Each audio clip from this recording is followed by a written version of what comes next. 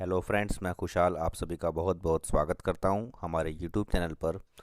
आज की हमारी डिक्टेशन है वॉल्यूम नंबर 14 से transcription number 299। Get ready, start. Mr. Deputy Chairman, as members of this House are aware, the Industries Development and Regulation Act was enacted in 1951.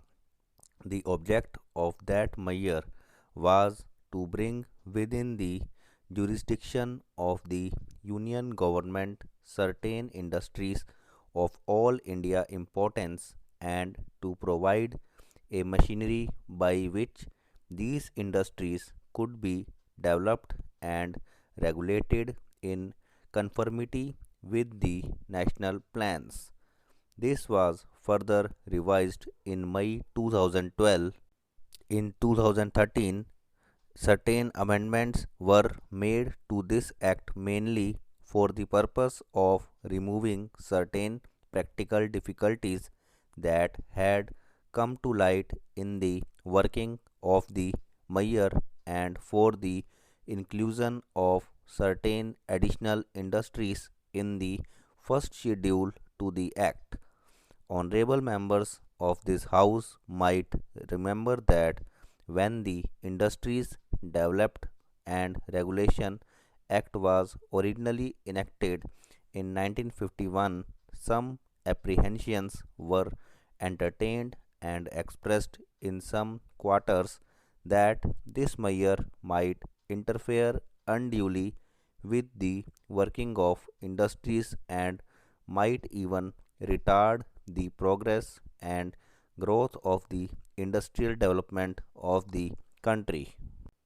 This measure has now worked for over 4 years, and we are in a position to take stock of the situation and, if I may say so, the way in which this act has been working during this period goes to show that the original apprehensions were largely unfounded. In fact, that has of late been a demand from the public that the scope of the Act should be enlarged with a view to including therein some more industries.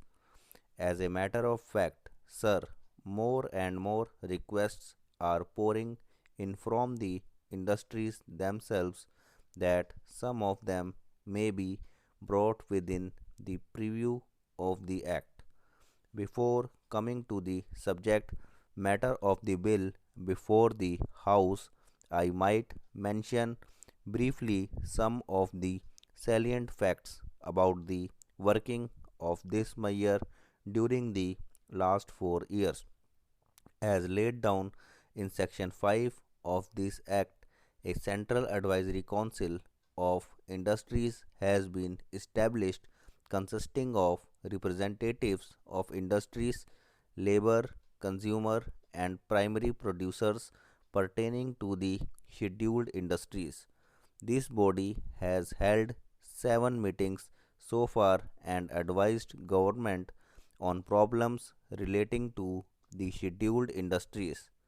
Sir, with your permission, I take this opportunity of extending my grateful thanks to the members of this council for their advice. The provisions of the Industries Act relating to the grant of regulation for existing undertakings and licenses for new ventures have been working very smoothly. Over 3,000 industrial undertakings pertaining to the scheduled industries have been registered under the Act, and about 1,400 licenses have been issued for establishment of new industrial undertakings. Substantial expansions and manufacture of new articles which were hitherto not manufactured in the country. A licensing committee has been set up for the examination of the applications received for this purpose. This committee acts as the main instrument of the government's industrial policy and try to secure a planned development of industries according to the government's policy. As the House is aware, the Central Advisory Council of Industries has set up a subcommittee to review the working of the licensing committee from time to time. First, the application comes to the licensing committee on which sit the representatives of the different state governments of the different ministries of the planning commission and officers of the ministry. That application is considered from all aspects of resources. Then, when the license is issued or rejected, the party, if necessary, appeals to the minister concerned for review of any decision of the licensing committee, and that decision becomes final. Over and above that, this reviewing committee set up by the Capital Advisory Council, which is an integral part of the statute, reviews whether the rejection of acceptance is fair or not.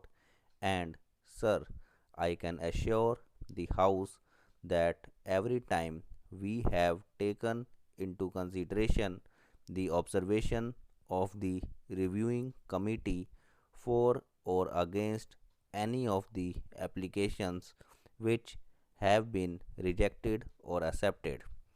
This committee, which is presided over by Honorable Pandit H.N. Kunzru, has so far held 4 meetings and reviewed the work of the licensing committee. I am happy to inform this House that at the last meeting of the subcommittee, the members have expressed appreciation of the thorough and prompt manner in which the licensing committee has generally dealt with applications. Coming to the subject of the bill before us, you will observe that the Act as it stands now applies to industries which are listed in the first schedule. As I have stated, there has been a demand from the public that the scope of the Act should be extended so as to include a number of other important industries. It has been pointed out that certain industries which are closely related to those already included in the schedule do not find a place in the schedule, and it is a great lacuna in the Act. Thanks for watching this video.